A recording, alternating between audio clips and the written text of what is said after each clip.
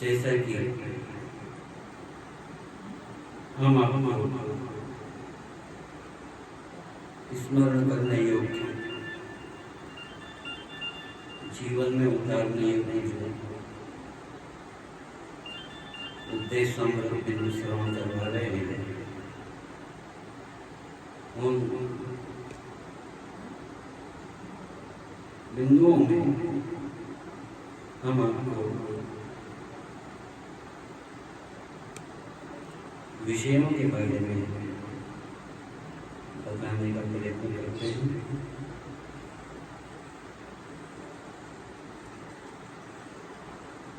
मनुष्य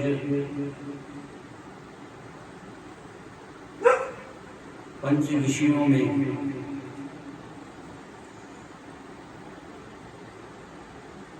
घिरा हुआ रहता है और वो पंच विषय हैं शब्द, स्पर्श, रूप, रस और गंध।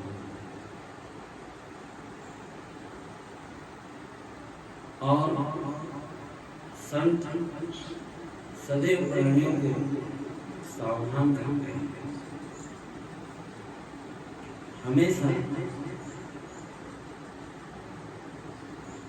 विषय और विकारों से सावधान रहना चाहिए। ये विषय जिनमें हम आसक्त हो जाते हैं,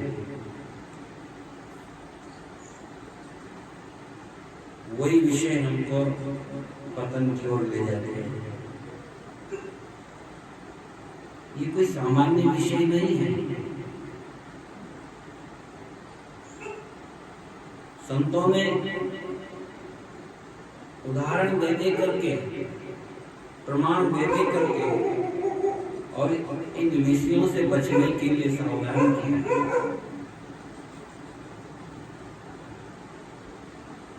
शब्द एक ऐसा विषय है, इससे प्राणी मुक्त भी हो सकता है और इससे बंधन में भी आ सकता है। बस इन विषयों को समझने के लिए कुछ आत्मज्ञान की आवश्यकता होती है, अनुभव की आवश्यकता होती है और कुछ व्यवहारिक ज्ञान की भी आवश्यकता होती है। शब्द ये इतना आकर्षित है कि प्राणी को अपने बस में कर लेता है। मनुष्य तो बस में हो जाना एक सहज बात है, लेकिन ये शब्द तो जानवरों को भी बस में कर लेता है। जैसा संतों ने बताया कि सर्प को पकड़ने के लिए सपेरे कुछ यंत्र बजाते हैं, वाद्यंत्र बजाते हैं और उसको आकर्षित करने के लिए, उसको अपने बस में करने के लिए, उसको पकड़ने के लिए और ऐसे मधुर शब्दों का प्रयोग करते हैं जिससे वो खतरनाक जानवर भी बस में हो जाता है। वैसे इसके और भी प्रमाण हैं।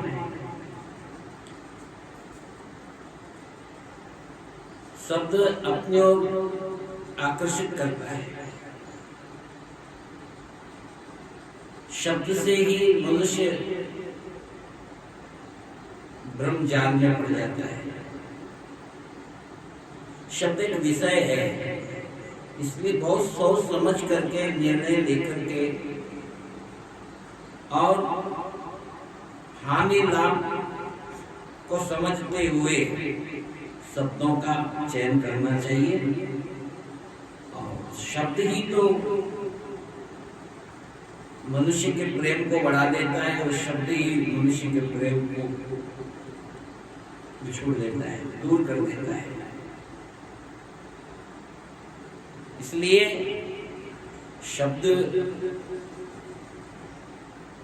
से जो है एक विषय है।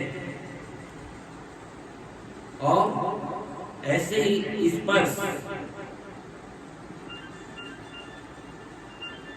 जो है ये भी मनुष्य को आकर्षित करता है। संतों ने कहा है स्पर्श से भी बचना चाहिए। किसी सुंदर स्वरूप को देख करके मनुष्य के मन में उसे मिलने की इच्छा बनती है, स्पर्श करने की इच्छा बनती है, आलिंगन करने की इच्छा बनती है, परंतु ये स्पर्श जो है मनुष्य के लिए उचित नहीं होता। यहाँ एक संतों ने उदाहरण दिया है, हाथी जो होता है, जंगल में हाथी को पकड़ने के लिए मनुष्य जो है बहुत बड़ा गड्ढा खोदते हैं और उसके ऊपर हल्का फुल्का लकड़ियां बिछा करके एक नकली अग्नि को खड़ा कर देते हैं। और मदमस्त जो हाथी होता है कामातुर, और उसको देख करके आकर्षित होता है और उसके पास आने का प्रयत्न करता है। और जैसे उसके पास आना चाहता है और वो गड्ढे में गिर जाता है और जीवन पर्यंत बंधन में आ जाता है, पकड़ में आ जाता है। इसलिए स्पर्श रूपी विषय से भी बच करके रहना चाहिए मनुष्य को। रूप, शब्द, स्पर्श, रूप, आजकल सब स्वरूप को देख करके आकर्षित होते हैं। उसके अंदर क्या गुण है या नहीं है उसका कोई किसी को कोई लेना देना नहीं है। रूप देखता है मनुष्य, इसका स्वरूप अच्छा होना चाहिए, इसकी सुंदरता अच्छी होनी चाहिए। संतों ने प्रमाण बताया है, उदाहरण दिया है, एक पतंगे का उदाहरण दिया है। रूप को रसीलो उड़ परत आकाश होते, जाने न पतंग ज्वाल काल की निशानी है।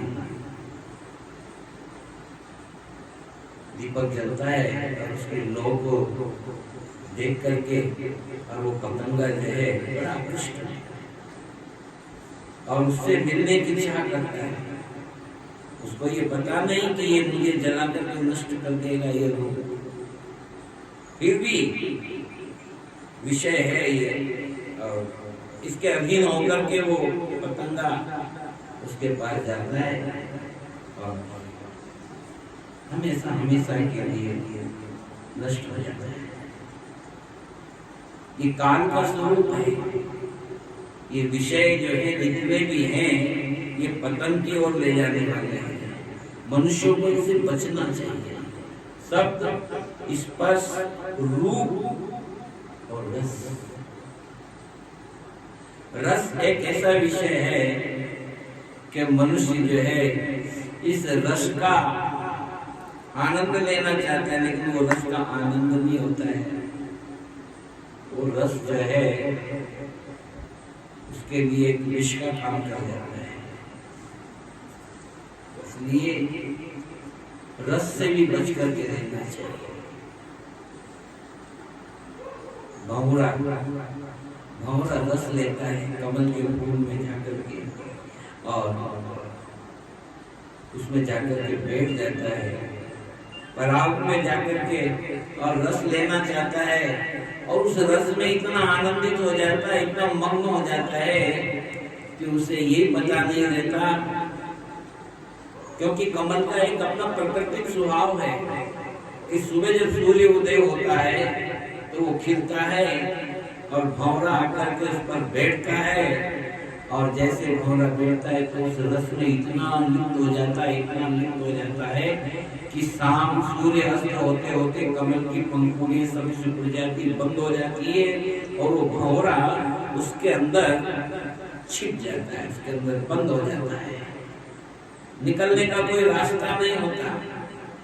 और वो ये सोचता है कि रात्रि गमिष्यसि भविष्यसि, रात्रि हो गई है, निकल जाएगी, और भानु दिवाकर जो है उदय होंगे, और किरणें जब कमल पे खिलेगी तो मैं निकल करके बाहर चला जाऊंगा, अपने घर पहुंच जाऊंगा। लेकिन होता क्या है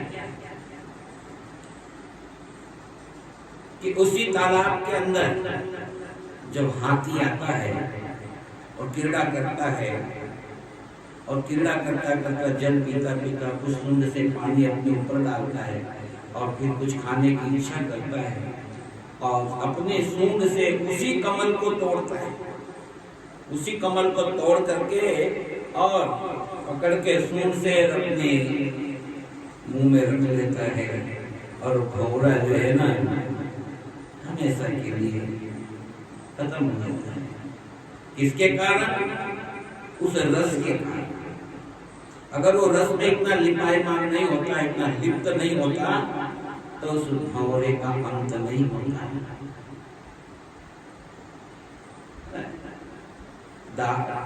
कहते हैं कि भंवरी उसकी सहचरनी है भंवरे की, और भंवरी भंवरे से कहती है,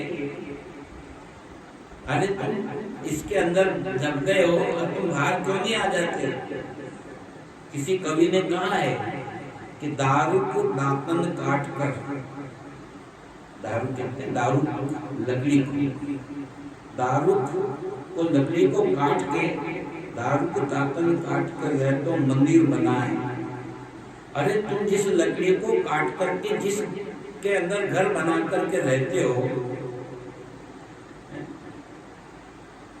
दारू को दांतन काट कर तो मंदिर बनाए, और भंवरी कई भंवरा सुनो कमला न काटियो जाए, कि तुमसे कमल नहीं काटा जाता? कमल तो कितना नरम होता है, इसकी लकड़ी को काट करके भाग आ सकते हो, लेकिन कैसे आए? भंवरा कहता है कि वही दांत वही कमल है, यहाँ में कछु न टेर, और भंवरा के भंवरी सुनो यहाँ लियो वासना घेर, मैं आऊं तो कैसे आऊं, मेरे को वासनाओं ने घेर लिया। यही हाल मनुष्य का होता है, मनुष्य वासनाओं में लिपायमान रहता है। बुद्धि भंवरी रूपी, बुद्धि मन रूपी भंवरे को कहती है अभी समझ जा, अभी समझ जा, कुछ नहीं बिगड़ा है। लेकिन मनुष्य जो है इन विषयों में इतना लिप्त हो जाता है कि उसकी बुद्धि भी काम नहीं करती। इसलिए इनसे बचना हो, शब्द स्पर्श रूप रस और गंध, इनका जो है विषयों का त्याग करने के लिए समय समय पर अध्यापन करो, अध्ययन करो, स्वाध्याय करो, आत्मचिंतन करो, प्रभु स्मरण करो, सज्जनों का संग करो, निर्विषय बनने का प्रयत्न करो। निर्विषय उसको कहते हैं जो विषयों से हटकर के जो जीवन जीता है, उसको निर्विषय कहते हैं। तो इस तरह से जो है मनुष्य को 5 इन विषयों से बचना चाहिए। ये 5 विषय जो है बड़े खतरनाक हैं, और इनके 5 के लिए कुरंग मातंग मतंग भृंगा मीना हता पंचवीरेव पंच। स्वाद के चक्कर में मछली जो है एक मांस के टुकड़े को पकड़ने जाती है और हमेशा के लिए अपना जीवन खो देती है। वो कांटा जो है उसके मुंह में गड़ जाता है, शिकारी उसको पकड़ लेता है, हमेशा के लिए समाप्त हो जाता है। ऐसे मनुष्य है खाने में, पीने में, देखने में, स्पर्श करने में, रसास्वादन लेने में, ये सारे ये विषय हैं। इन विषयों का मनुष्य को त्याग करना चाहिए। ये पंच विषय हैं और ये पंच विषयों पर जो है हमने आपको संक्षिप्त में ये बात बताई है। थोड़ी थोड़ी बात आपके दिमाग में आ जाए, इसलिए हम इसको विस्तार से न कह करके और थोड़े में ही जो है संतुष्टता जो है हमको अपनानी पड़ेगी, संतुष्ट होना पड़ेगा और समझना पड़ेगा। थोड़े में बहुत कुछ समझ जाए, ये सबसे बड़ी समझदारी है। इसलिए शब्द, स्पर्श, रूप, रस, गंध ये पंच विषय हैं। इसके पहले हमने आपको विकारों के बारे में बताया था। काम, क्रोध, लोभ, मोह ये विकार हैं।